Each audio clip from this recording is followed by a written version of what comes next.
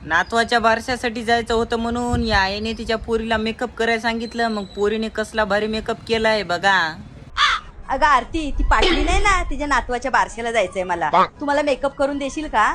बरं ठीक आहे, मी करते.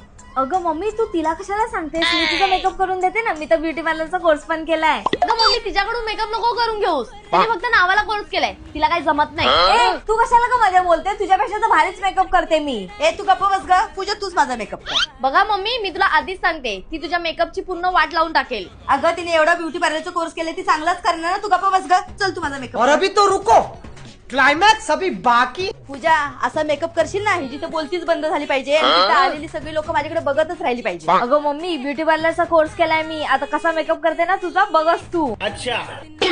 रुको जरा, सबर करो.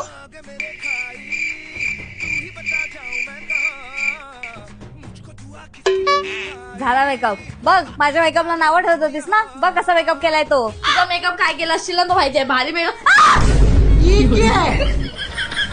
काय मेकअप केलास तू? मम्मी, मी बोलली होती ना, तुझ्या मेकअपची पूर्ण वाट लावून टाकली. थांब, तुला दाखवते. ए बघ बघ, तूच कसा मेकअप केलाय तो.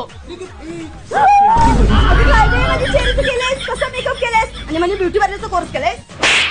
काय नाही मेकअप वगैरे आहेत, सगळे पैसे माझ्या पाण्यात घालवले. जा चालले.